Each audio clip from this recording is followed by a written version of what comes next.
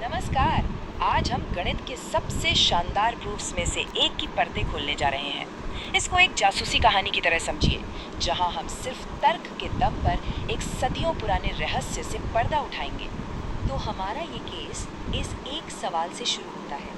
क्या दुनिया की हर संख्या को एक साधारण भिन्न मतलब p/q के रूप में लिखा जा सकता है? यही हमारे आज के रहस्य का केंद्र है और यही वो दुनिया है जिसे हम आजमाने वाले हैं। चलिए अब अपनी जांच के पहले हिस्से पर आते हैं। देखिए, किसी भी अच्छी जासूसी कहानी की तरह सबसे पहले खेल के नियम तय करने होते हैं। तो नियम नंबर 1, ये परिमेय संख्या यानी रैशनल नंबर आखिर होती क्या है? सीधी सी बात है, कोई भी संख्या जिसे भिन्न में लिखा जा सके, जैसे 1/2, 3/4 या फिर -7/8। ये मानो एक साफ सुथरी जानी पहचानी दुनिया है। ठीक है, अब वक्त है हमारे आज के मुख्य संदिग्ध को कटघरे में लाने का, वर्गमूल 2। हम अपनी पूरी जांच एक धारणा के साथ शुरू करेंगे, एक अजम्पशन के साथ। ये किसी भी जासूस की पहली चाल होती है ना? हम ये मानकर शुरू करते हैं कि हमारा संदिग्ध यानी √2 निर्दोष है, मतलब वो परिमेय संख्याओं की सीधी सादी दुनिया का ही हिस्सा है। अब देखते हैं कि ये धारणा हमें कहाँ लेकर जाती है। अच्छा, अगर √2 परिमेय है तो हम उसे p/q लिख सकते हैं। अब थोड़ी सी बेसिक मैथ्स करते हैं। दोनों तरफ स्क्वायर करने पर हमें मिलता है 2 बराबर है p²/q²।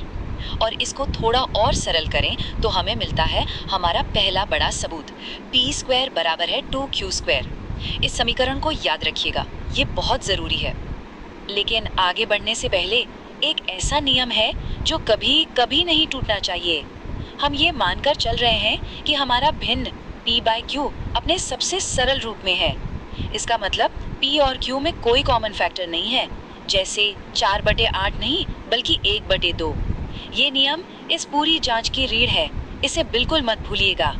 ठीक है, अब हम अपने समीकरण से मिले सबूतों के निशान पर आगे बढ़ते हैं। हमारा पहला मकसद है p के बारे में कोई सुराग ढूंढना। तो हमारे हाथ में सबूत है, p² = 2q²। अब ये समीकरण हमें हमारे संदिग्ध p के बारे में एक बहुत ही अहम बात बताएगा। बस जरा ध्यान से देखिए, क्योंकि p² किसी चीज यानी q² के 2 गुने के बराबर है, इसका सीधा सा मतलब है कि p² एक सम संख्या यानी इवन नंबर होगी। किसी भी संख्या को 2 से गुणा करें तो वो सम ही होती है। और ये रही हमारी पहली बड़ी कामयाबी। अगर किसी संख्या का वर्ग सम है तो वो संख्या खुद भी सम ही होगी। ऐसा इसलिए है क्योंकि एक विषम संख्या का वर्ग हमेशा विषम ही होता है। तो हमारा पहला पक्का सुराग p एक सम संख्या है। बहुत अच्छे, पहला सुराग हमारे पास है। अब इसी सुराग का इस्तेमाल करके हम और गहरी जांच कर सकते हैं। देखते हैं कि ये हमारे दूसरे किरदार q के बारे में क्या राज खोलता है। चलिए इस निशान के पीछे चलते हैं। क्योंकि हम जानते हैं कि p सम है तो हम उसे 2k लिख सकते हैं, जहां k कोई पूर्णांक है। अब इस मान को हमारे पुराने समीकरण में वापस रखते हैं। इससे हमें मिला 2k² बराबर 2q²। इसे हल करने पर आया 4k² बराबर 2q²। और आखिर में q² बराबर 2k²। अरे, ये समीकरण तो कुछ जाना पहचाना लग रहा है ना? बिल्कुल, ये तो वही ढांचा है जो हमने p² के लिए देखा था। क्योंकि q² भी किसी चीज का दुगुना है, इसका मतलब q² भी सम है। और अगर q² सम है तो q को भी सम होना चाहिए। ये रहा हमारा दूसरा बड़ा सुराग। और अब इस केस के सबसे अहम मोड़ का वक्त आ गया है। हमारे पास 2 सुराग हैं और जब हम इन दोनों को एक साथ रखेंगे तो पूरी कहानी ही पलट जाएगी। तो ये है हमारे दोनों निष्कर्ष आमने सामने। सुराग नंबर 1 कहता है कि p सम है और सुराग नंबर 2 कहता है कि q भी सम है। आप जरा सोचिए, इसका मतलब क्या हुआ? और ये स्लाइड इसे बिल्कुल साफ दिखाती है। अगर p और q दोनों ही सम संख्याएं हैं तो इसका सीधा सा मतलब है कि दोनों में 2 का एक कॉमन फैक्टर है, मतलब दोनों को 2 से भाग दिया जा सकता है। और बस यही वो पल है जहां हमारी शुरुआती कहानी टूट जाती है।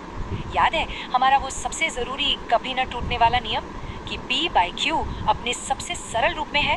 खैर, हमने अभी अभी ये साबित कर दिया कि उन दोनों में 2 का एक कॉमन फैक्टर है, जिसका मतलब है कि वो भिन्न अपने सरलतम रूप में था ही नहीं। तर्क की दुनिया में जब कोई शुरुआती धारणा हमें एक ऐसी जगह ले जाए जो तार्किक रूप से असंभव हो, तो इसका सिर्फ एक ही मतलब हो सकता है कि वो शुरुआती धारणा ही गलत थी। हमारी जांच की पूरी प्रक्रिया में कोई कमी नहीं थी, तो गलती उस धारणा में ही होनी चाहिए जिसे हमने शुरू में माना था। और इसीलिए हम अपने अंतिम फैसले पर पहुंचते हैं, क्योंकि ये मानना कि रूट 2 परिमेय है हमें एक विरोधाभास तक ले जाता है, तो वो धारणा ही गलत होनी चाहिए। इसलिए रूट 2 को अपरिमेय होना ही होगा, QED या क्वोड एरात डेमोन्स्ट्रेंडम, जिसका मतलब है जो साबित किया जाना था। Case closed. तो ये हमें कहाँ लाकर छोड़ता है? ये हमें तर्क और सबूत की ताकत की सराहना करने का मौका देता है। ये हमें याद दिलाता है कि गणित सिर्फ हिसाब किताब नहीं है, बल्कि ये गहरी सच्चाइयों को उजागर करने का एक तरीका है। और ये हमें सोचने पर मजबूर करता है कि न जाने और कौन सी ऐसी धारणाएं हैं जो तोड़े जाने का इंतजार कर रही हैं।